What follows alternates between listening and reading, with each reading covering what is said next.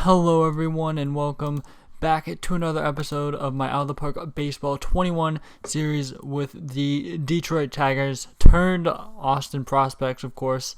If you did not watch the last video, we actually got relocated by our owner to Austin, so quite a big change. Definitely go and watch that video if you did not see it, because, of course, this is a really big thing that happened that really is going to change the course of our franchise. And I just want to apologize for kind of the lack of OOTP content on the channel. I'm working on something that some OOTP content that really hasn't been seen before on YouTube, at least not to my knowledge. So that's kind of reason for the lack of OOTP content that I've been posting of late. But that new video series, as it might be, will be coming out very soon, hopefully within the week. So definitely look for that. And so yeah, that's why I may have not been posting OTP in the recent days and weeks since I have been working on that. But jumping into kind of our save here, we are half game back of the Royals here. 32-28, as we have reached the first year player draft, which just happened in real life. So let's go ahead and take a look at just how our team has performed so far as our first year as the Austin prospects. So right away, our catching duo of Rowdy Reed and Anthony Siegler has been very good so far. Both of them really hitting well, especially for catchers. OPS plus for both of them over 110. BABIP pretty low, so definitely a pretty realistic BABIP. So not any concerns there on the numbers kind of crashing back down to earth. Siegler and Reed are, of course, both pretty good defensive catchers. Siegler better than Reed, but Reed still a pretty good defensive catcher. So catcher spot, of course, that has not been great for us in the past, other than that year that we had Gary Sanchez. But so good that both of these guys are playing well, and it's really been a really even kind of platoon, or not even platoon. They're just kind of sharing starts, as they both have gotten 30 starts so far this year. First base has really been a black hole for us this year. Bobby Dahlbeck, after his career year of 43 homers and his only 137 games played in 2023, he's really taken a step back, and it looks like that step back is continuing, as he has been awful so far this year. So it looks like we might be reaching the end of the road here for Dahlbeck, as if he doesn't sort of, kind of start to perform, we definitely won't keep him on the roster much longer. And Blaze Jordan, who of course was picked in the real draft by the Red Sox recently, we got him as a Rule 5 guy from Tampa Bay, and he has not really been good either.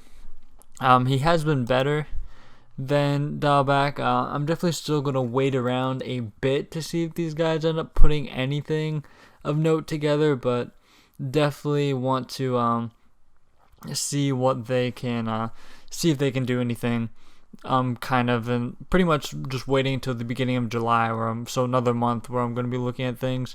Drew Bowser and Tyler Freeman have been manning second base.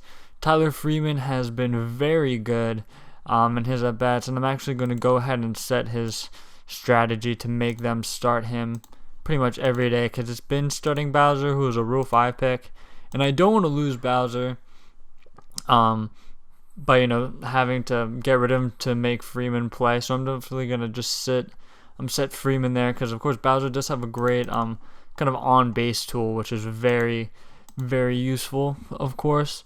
So yeah, Freeman, he's been really good. Bowser, not really so good at all, but been okay still so far. But Freeman has been really going above and beyond expectations. Jordan Walker, of course, kind of the cornerstone of this franchise at this point.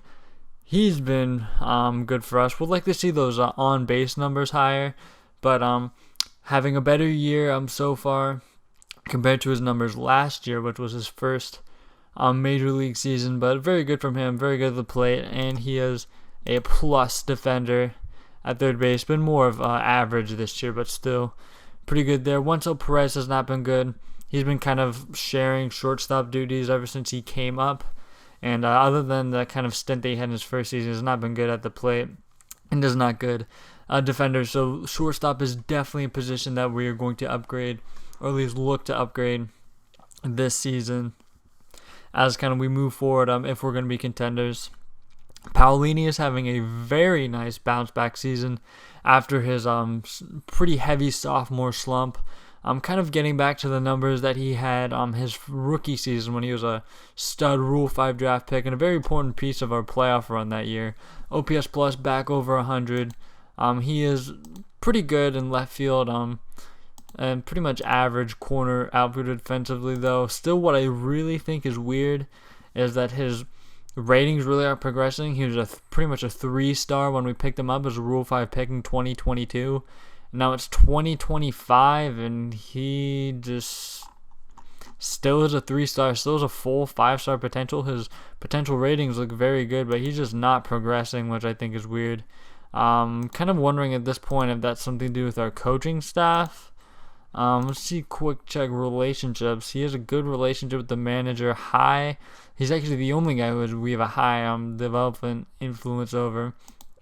So that's kind of interesting to me. I'm not quite sure why that's looking like that or why he's not progressing, I mean.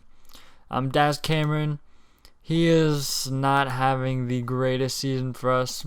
Still very serviceable in center field, but not been good with the bat this year. Of course, had a kind of a career year, a career start to the year before injuries really derailed his season. So hopefully he can bounce back.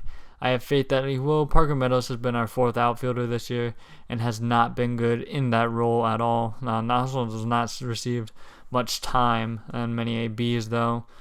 Basabe, he's been pretty bad. He's another guy like Cameron who had a very good partial season that was filled with injuries. Mostly in the beginning of the season for him, though, but I'm not good to see him struggling.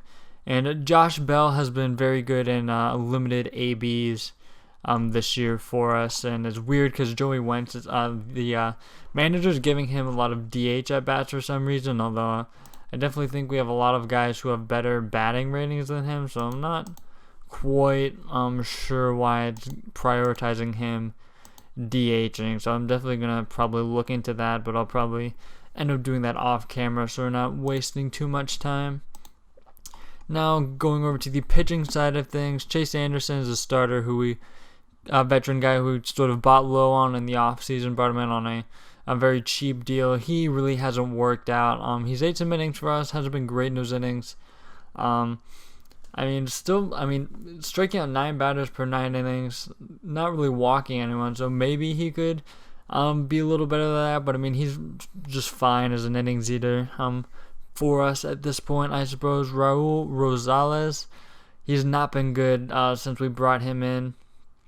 On kind of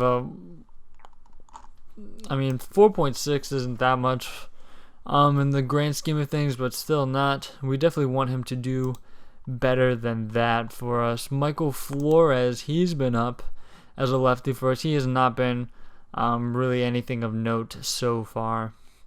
So that is that for him. Casey Mize, whose ratings continue to decline. He's fragile at this point. I'm down to 3 stars. His potential is a little higher, but he just does not look like he's going to be the same thing as his 2023 self when he had a fantastic year, which really sucks to see because we, of course, already saw Matt Manning kind of bust for us and kind of followed. Of course, injuries kind of, they really did affect that in his career, and it looks like Mize is kind of succumbing to the same thing, but at least Mize was able to have a really great season, almost a Cy Young worth season for us. Manning did turn in some good performances out of the bullpen, was an important piece, but he's kind of fallen off now. Miguel Diaz, just kind of a meh reliever for us so far. Patrick Dayton has been the same. Penn Murphy, Zach Houston, again, more relievers have kind of just been meh. Which is kind of really just how they have been up to their careers at this point. Just kind of filler relievers who are okay, but don't really maybe warrant a big upgrade. Chris Montoya has not been fantastic so far this year. He was pretty good in 2024 and pretty good in 2023. So hopefully he can get better for us. I have faith that he will.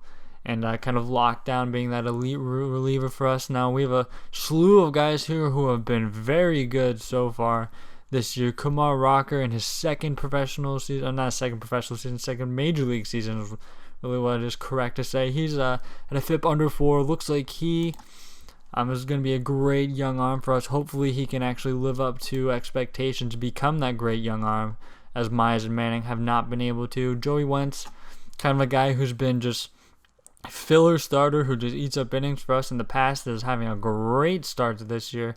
3.69 FIP, lower ERA, striking out 8 guys per 9. I'm kind of interested to see where that sets in his career, and it's kind of middle of the road, not his highest as it's been, not as low as it was last year, which was his worst season. So Wentz looking pretty similar to how he has. Rocker has struck out more than 10 batters per 9, which is cool to see. Joe Musgrove, more of a ground ball veteran starter we brought in. He's been very good for us. He was a great kind of budget guy to get over the offseason, so very happy with that signing so far. I mean, Myers, Wentz, and Musgrove, not Myers, Rocker, Wentz, and Musgrove looks like a pretty good playoff rotation. Then we have Myers in there if he could channel something. I mean, I would be pretty comfortable with these 4 guys. So maybe we would look to upgrade a starter, but if we go after an arm, it would most likely be in the bullpen, or I wouldn't be really focused on bring in an extra starter is what I'm really trying to say, unless we had an injury. Plus, we have Joey Camarada and Mike Robson. At least I think it's Joey. Yeah, it is. These guys are, Camarada says he doesn't really have any major league expectation, but he's 24, almost 25 at this point, so I think we'd have to at least give him a shot, and Robson is ready, and he wants to come in. So these guys are definitely guys who I could bring in, and would definitely want to see what they have before I would make any big trades. So I think those would really be our pitching acquisitions, but definitely we would need a bat if we were looking to upgrade at the deadline. Now, finally getting into the first-year player draft after that kind of long recap of the season, but kind of was eventful so far. So now looking at the first-year player draft to see kind of what's available. Lots of arms available here, at least early. See what our scouting director recommends, who is pretty good. Recommends Eddie Rogers. He doesn't like him as much as the OSA ratings, although he does have low accuracy. See Joe Sparks here. He looks pretty good. Definitely a reliever, though. Really only has 1 pitch. Throws that fastball very hard. Change up, I guess, just to complement that. But he doesn't look that great. We still have low scouting accuracy on some of these guys. Dave Davenport, he's also a reliever. Good fastball, good splitter. Also a sidearm slot guy. Not sure who I want to pick here. Bobby Neiman, not awesome. J.J. Brown, he's a really high demand guy. Not sure if I want to bring him in. Joey Floyd here is the first of the hitters. Not a real rangy guy. Good air. This guy just really doesn't have a position. Zach Higbee. Kind of really interesting ratings. No contact at all. Really nothing besides home run power and high discipline rating. Pretty good, a rangy outfielder, though, which is interesting. He's definitely one of the more interesting players I've ever seen pop up in this game. Isaac Pacheco, very good infield, defensive infielder right there. Bill Rice, another college bat.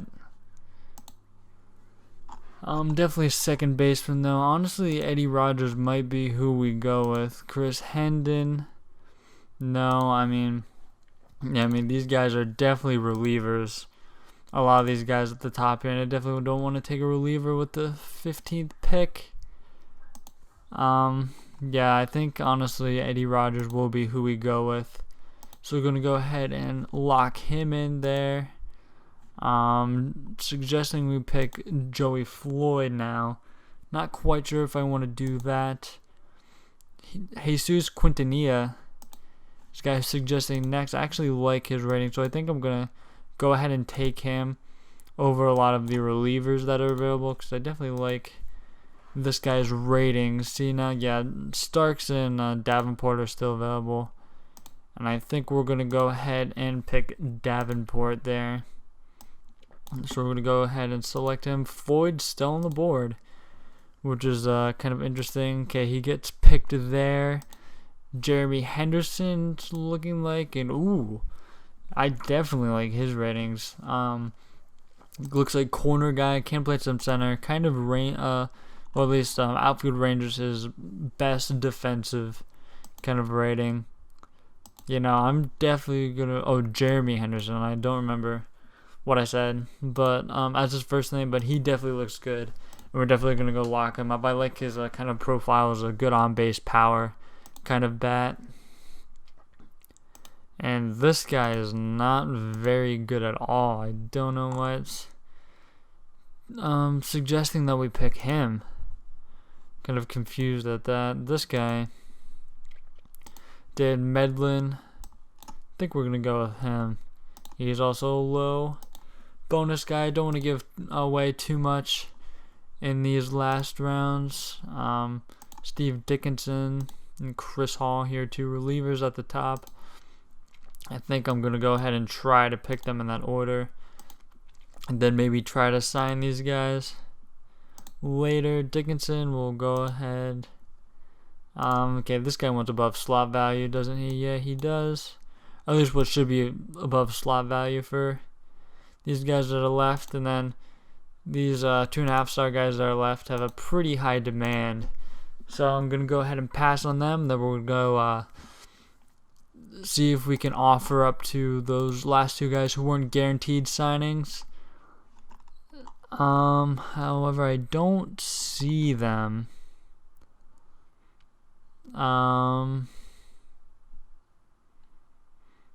Yeah, I mean, none of these guys look like anything that I want to bring in. I mean, yeah, these guys all are pretty awful. They're all half stars or below, pretty much. Collinson, I mean, he's a decent defensive outfitter, but yeah, I mean, I don't think any of those guys are worth really taking a look at all. And so that concludes the first year player draft. I actually want to see here quick if I want to make any roster moves right now. See if we can improve our team a little bit, at least marginally. Ronnie Garcia looks like he's been decent. Che Mew has been good in AAA, and he's really hasn't gotten a shot on the Major League roster. But the thing is, I don't really think we have an available spot for him in the bullpen, so definitely have to wait on an injury. And I definitely would prefer to give Robson a chance in the majors before him anyway. Yeah, so I think the path for him is probably blocked, but I do definitely like the really deep pitching depth that we have here. I mean, we have several guys here. I mean, we have Benitez. We have several guys who I feel pretty comfortable with bringing up in case of pitching injuries. And I can definitely not say the same thing for guys, at least hitting-wise. And yeah, I don't think I want to make any moves. Abrams, I mean, his offensive ratings are pretty good. Actually, I think I will make a move, and I think it'll be bring up Abrams to play shortstop. Perez, I mean, he really hasn't been good, so I think with the bat, and he's definitely not good defensively, is he? He's been good defensively so far this year, probably because we've given him pretty much an extended run at short. Where's Abrams? I want a quick look at him. He's been awful at short. No, I do think I will make that move though, because we definitely need to do something about the bat situation at shortstop. Yeah, so, I mean, I think it's at least worth the... see, I don't know.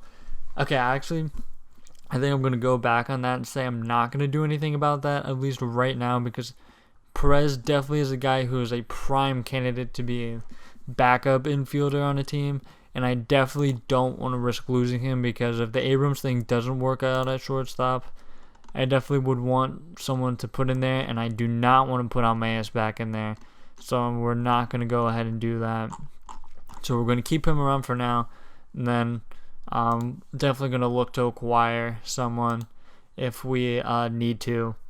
Or, I mean, we will need to, but if we're still in contention, we're definitely going to look to acquire someone. So I think that is going to wrap it up for this episode of the Tigers OOTP series.